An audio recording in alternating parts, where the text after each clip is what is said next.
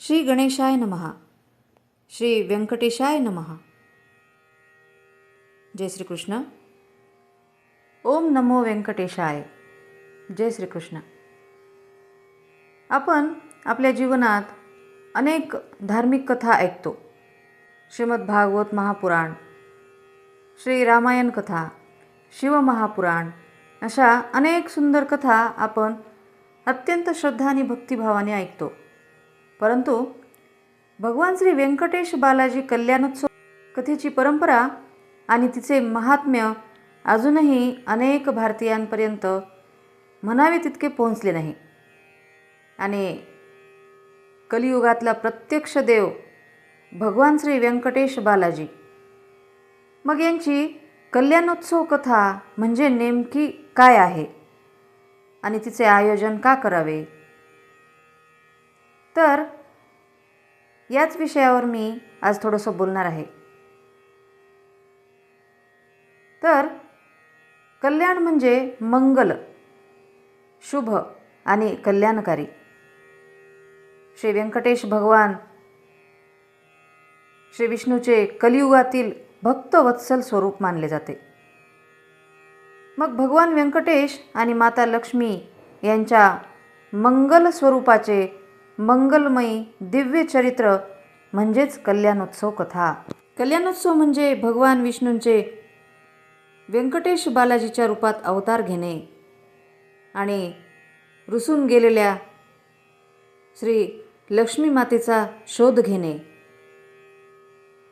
आणि श्रीनिवास रूपामध्ये असताना माता पद्मावतीसोबत भगवंताचा विवाह. माता लक्ष्मी रुसून का आणि कुठे गेली, माता पद्मावती म्हणजे कोण, आणि अनेक अशा रहस्यमयी कथा आणि भगवान श्रीनिवास आणि माता पद्मावतीचा दिव्य विवाह सोहळा म्हणजे श्री व्यंकटेश बालाजी कल्याणोत्सव कथा. 18 पुराण आणि काही उपपुराण असे एकूण 22 पुराणांमध्ये श्री व्यंकटेश कल्याणोत्सव कथेचे संक्षिप्त रूपामध्ये आलेले वर्णन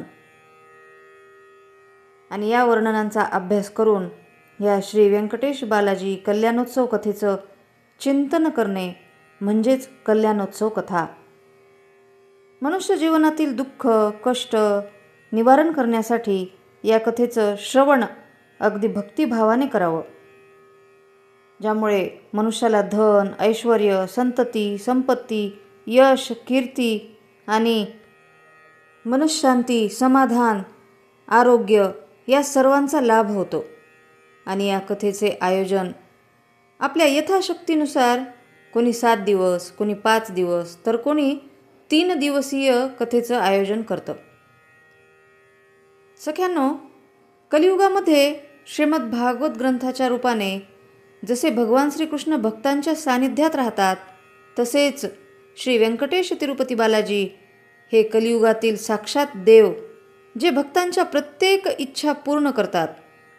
त्यांचं दिव्य कल्याणकारी आणि अत्यंत सुंदर रहस्यमयी चरित्रकथा म्हणजेच श्री व्यंकटेश कल्याणोत्सव कथा. म्हणून माझी सर्व भक्तांना मनापासून विनंती आहे की एकदा तरी श्री व्यंकटेश बालाजी कल्याणोत्सव कथेचा अनुभव घ्यावा आणि कथा अत्यंत श्रद्धेने ऐकावी. भगवंताचे नामस्मरण करावे आणि कुटुंबियांना सहभागी करून या मंगल भक्तिमय वातावरणाचा अनुभव घ्यावा. शेवटी ओम नमो व्यंकटेशाय. व्यंकटरमणा गोविंदा. श्री गोपाल कृष्ण भगवान की जय. श्री गोपाल कृष्ण भगवान की जय.